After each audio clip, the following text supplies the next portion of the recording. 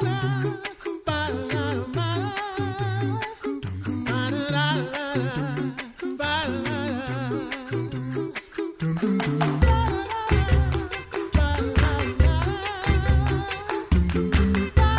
listening to The Coffee Hour. I'm Andy Bates. I'm Sarah Gulseth. We're going international again today. Yes, we are. We have some fun stories to share. Thanks to Concordia University, Wisconsin for supporting The Coffee Hour. Find out more about Concordia University, Wisconsin at cuw.edu. Live uncommon. Joining us today, the Reverend Charles Ferry. He's Asia Regional Director for LCMS International Mission. Pastor Ferry, thanks so much for being our guest. Thank you for having me back. In studio, by the way. This is true. In person, not remote. Yeah, it's pretty great. We don't often get international guests in the building right now. It's kind of exciting, like to actually see a person face to face and get to talk with them. Well, I'm excited to get an update on what's happening in the Asia region for LCMS International Mission, how the Lord has been using you and this whole team. I want to learn more about the team that's serving Asia region as well. So let's start with what is the Lord's work in the Asia region today? The Asia region is an interesting place to live and work because for the LCMS, most of the work that we're doing is all second generation mission work. So we are building upon the foundation that the Lord laid through earlier missionaries that went out there and sometimes literally hacked through the bush with a machete in order to get out to where the people were and put the word into their ears. Well, as Lutherans, we're not surprised that word actually had its effect and bore fruit. And now there are partner churches in so many of these places. And to the Lord's credit alone, these places that were planted still want to have LCMS missionaries there. It just happens to be in a very different sort of role than what the previous generation missionaries were involved in. So instead of planting churches and sharing the word with people who have maybe heard it for the very first time, we are working with existing sister church bodies that have recognized that there's still, as we know, a lot to learn, right? It's the same word that is shallow enough for an infant to wade and yet still deep enough for an elephant to drown. And so it's a wonderfully humbling opportunity to be in these places where we are still as a church body loved and appreciated and needed. And so our partner churches over there are saying, would you please help us build up who we are in the Word and in the Lutheran confessions? And the LCMS is looked to in so many of these places as the gold standard for Lutheran theology, that our churches and our pastors and our church workers and our teachers are all recognized as sort of a very high standard of handling their doctrine and their practice. And so we are requested in so many of these places to send teachers over there. And this is pastors, this is commissioned teachers, this is laity in a number of different roles, all working together to be able to continue to empower these churches then to reach out in their contexts with the word and further plant churches and get the word into people's ears. Mm-hmm. That's an interesting distinction between the missionaries of previous days that were new to the field and really just starting all of these things and what it is now with partnering with churches that work looks different, and yet it's still kind of the same work in a sense that you're still. It is, and we're talking about 125 years of mission work that the LCMS has been involved in, which started, of course, in the Asia region with Theodore Nather and company being deployed to India all those years ago. And so we're actually talking about more than just one generation. But of course, things really took some turns there, especially when the Communist Party took over in China in the late 1940s. And so a lot of people that we had working in mainland China at that time got dispersed and so ended up landing in places like Hong Kong and Macau and in the Philippines and in Korea and Japan and in Taiwan. And so we're looking at kind of the last 50 years in particular of these kind of this older generation of missionaries, and then their work has borne fruit. And now just very different needs. So trying to be responsive to the needs of our church partners. And by and large, that's all asking for us to help them in education, help teach them the Word, help teach them what a Lutheran sermon is, how to divide law and gospel, what it is to have the Lutheran confessions. So teaching and resource projects, that's the other big thing that involves a lot of our time and other expertise, is helping churches understand what Lutheran resources need to be in the local language, what they should have, identifying things that they do and don't, and then actually getting those things translated into the local language or languages so that no matter what happens, because we don't know what's going to happen tomorrow or next week or next year, even if all of our missionaries had to unfortunately come back to the States, what could we leave behind us that would help to continue to teach and instruct and build up these people in their faith and life? Yeah, such great work that's being done. Now, you've mentioned several geographical locations. Can you describe what the Asia region actually is? It's a huge region. It is. It's a huge region as far as population, as far as geography goes. So in the LCMS, the Asia region, as we've divided it up, goes from Sri Lanka way over in the west, kind of just under India, all the way over through Australia and New Zealand. And in some of these places, we have sister churches with whom we are working. In some places, we have seminaries where we have deployed full-time missionaries to be living and teaching. In some of these places, we have existing relationships where maybe we can't have missionaries in that particular country because it's just not tenable in the current climate. But we have long-standing partnerships. Perhaps we're providing funding for particular projects. I can think of a place like Malaysia, for instance, where we have a wonderful, friendly relation with a church body over there.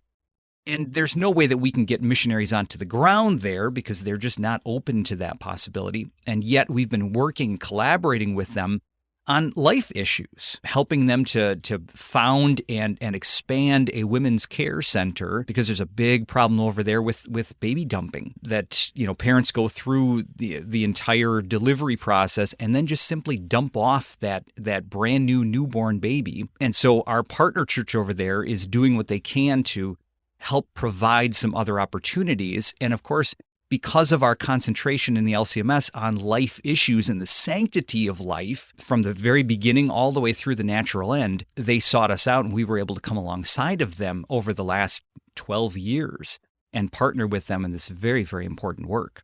So there's a breadth there of work, of partnerships, of opportunities that we have, and we're thankful for each and every one of them. Those partnerships are a real blessing too, because we get to learn about, it's so easy to get caught up in our own context here in the United States, but to learn about what's happening in those partner churches around the globe as well, and how the Lord is providing for them too is a real benefit for us to see that. Yeah. There are a lot of things that we can and should learn from our partner churches, especially over in Asia, where being a Christian just automatically opens you up to all sorts of persecution, and that shows itself in so many everyday ways. In a lot of these countries, they actually put your religion, your declared religion, on your national ID card. And so I've been talking to people over there who have applied for a loan for a house or a car or applied for a job, and the interview's gone very, very well. Everything's been in place. And then they want to finish out the paperwork, and they pull out that national ID card. And people that are administering this opportunity then say, "Oh, you're a Christian. I'm sorry, that position's been filled." Or that interest rate has just tripled because, and it's all because people have made that public confession that I am a Christian in this place that might be, any other kind of context. I think there's a lot of things that we can learn from our brothers and sisters there in how you operate in an environment like that, how you stay faithful in the face of this kind of persecution. And the more I see news from the United States, the more I think these are lessons that we're going to have to take to heart in the very near future. So share with us, you've talked about some of the partner churches that you get to serve alongside. What about the team that makes up the LCMS International Mission in the Asia region? My team in the Asia region consists of about 22 called and deployed workers through the Board for International Mission. They run the gamut of different vocations as well. Of course, there's pastors, there's university professors, there's LCMS Commission teachers, and laity as some of our people that have a variety of gifts and that are all used towards those same purposes of what we're trying to accomplish there with our partner churches and being responsive to what they need from us in their particular places, which can vary widely. The team that I have now also consists of some missionaries that have been on the field for well over 20 years. I have one missionary, God bless her, that has been on the field for about 4 decades. Wow. And talk about just a dedicated servant. I've got people that have been out there for 25 plus.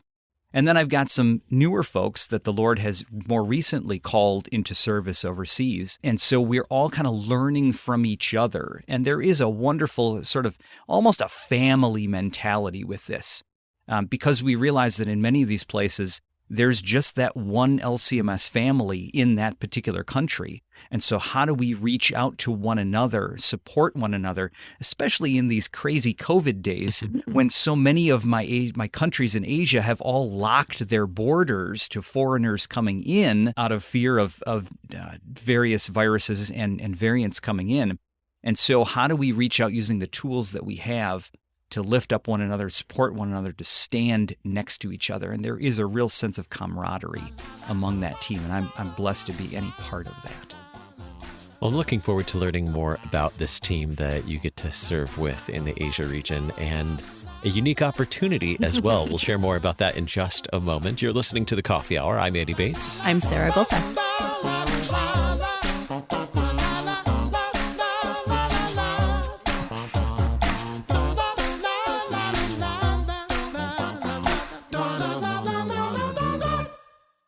You're a miracle. You know that, right?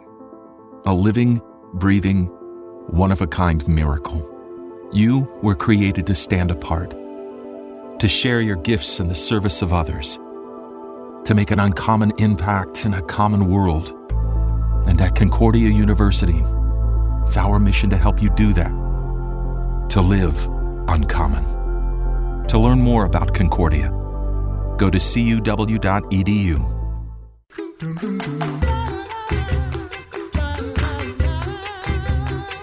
Welcome back to The Coffee Hour. I'm Andy Bates. I'm Sarah Gulseth. Today we're talking with Reverend Charles Ferry. He's Regional Director for Asia for LCMS International Mission. And we've been learning about the Lord's work in the Asia region, just serving with partner churches, and a little bit about the team that you get to serve with. You mentioned over 22 workers serving in the field. 22 workers plus their families then as they have them. Yeah. Wow. What are the different ways that they're all serving around the region? Here's an opportunity to share with us the stories of these workers who you're serving with in the Asia region. Sure. In some of these places, they are serving as seminary professors. We have a wonderful partner seminary up in the north of the Philippines, an incredibly faithful institution, up in a place called Baguio City, which was a resort town that was built basically by the U.S. military after World War II. And so our partner church over there, the Lutheran Church in the Philippines, who is filled with wonderfully faithful individuals, actually established a seminary up there years ago. Most of the buildings were dedicated by our dear LWML. And so they still hold Our Ladies in Mission in wonderful regard, and we're so thankful, because those buildings are still being used to be able to prepare pastors and other church workers for whatever the Lord will have in store in the coming days. So we're thankful to have a partnership with them where they continually request. They've actually requested 2 LCMS professors right now. Oh. So I'm still looking for another one to be able to send there and to be able to serve our partner church in that way, an experienced pastor who can go and teach theology. In other places, the life and work can look very, very different. And we have a wonderful partnership with a church body in Indonesia that is a small partner church. And they just, in fact, this last week elected a new bishop to serve them for this next 5-year period. But they have an outstanding request. We have one missionary assigned over there already, and we're looking at deploying a second one because they want us to be there to be able to walk with them, teach them, and help them develop resources for their own church body as well. It's amazing the way that the Lord gives us such variety. We're also looking for teachers of English to be able to go out to places like Korea and Taiwan and even Thailand to be able to connect with our partner churches so that they can reach out to their communities in a badly needed way, something that the rank and file people over there are very, very interested in learning English. And so how can we use that to connect them? And one of the new opportunities that has arisen in recent days is a great interest, especially in our Chinese-speaking countries, on music. These places know and value good music, both in the secular and the sacred realms. For instance, they know Johann Sebastian Bach, and they appreciate his music. They have their children learning to play it and perform it. And so we had the opportunity just recently to have one of our LCMS missionaries do some presenting and teaching on the music of Johann Sebastian Bach, and to bring out the fact that Bach was a Lutheran, and they were stunned to actually study some of the compositions that he put together. And so we're recognizing the opportunities that music presents to us in some of these places. So we're blessed to have a couple of very high-quality musicians and teachers of music on our staff. I'm currently looking for another one, too, because those opportunities continue to grow and expand, and the interest of people in these countries where we work to have music as an opportunity to reach out to them as well. There have been some hymnal projects happening in Asia. Lots of hymnal projects. We're currently working several hymnal projects at the behest of our partner churches over there. We're currently working on hymnals in Bahasa Indonesia for our Indonesian church partners. We're working on a Chinese hymnal. We are actually just starting work now on one in the Tamil language for our partner church in Sri Lanka, because they have seen our Lutheran service book and they said, give us this. We want this in our language. And we said, it took us 10 years to develop that, and this was not the first one we did. But they are wonderful partners in that. They have been pretty patient in working through it, but we've got some people that know how to do hymnals, and that's one of the things that we have embraced as well. So those are all, it's exciting to see the progress being made on those books. Yeah. Super exciting. What about the day in and day out, behind the scenes kind of work? Like, business management.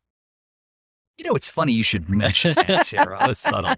Because it just happens to be at this time one of the most critical needs that I have right now in the Asia region is not for a pastor or a commissioned teacher or for anything else. What I need the most right now, and a plea to everyone that would happen to be listening to this, I need a regional business manager. And this is a critical role because we live in a practical world in which the Lord comes to us in his impractical ways in word and sacrament, and yet works through the means that he has put in place. And believe it or not a lot of my theological education ever included things like accounting and finance and economics and legal and financial matters. So that need right now is being filled on an interim basis, but I need someone who has an interest in working overseas, would be okay with living in southern Taiwan in the wonderful place where I'm raising my children, and would be interested in having an office right next to mine to help us wade through some of these issues that were not included in any of this training that we had gotten, and is not part of any theological program, but is critical for managing the resources, the generous resources that our church brings to bear, making sure that we are good stewards of them, that we are managing them properly, that we are being accountable in the things that we are doing, and help us understand the implications of how we're using this. So this is a really important role in order for the Lord's work to carry on in a healthy way. I mean, to work, for the team to be able to work together and to communicate efficiently and effectively, to have that business manager, I think sounds pretty important based on what you've described. It's so important that without this role being filled, and right now it's being filled on an interim basis, but without this role being filled, we can't move forward.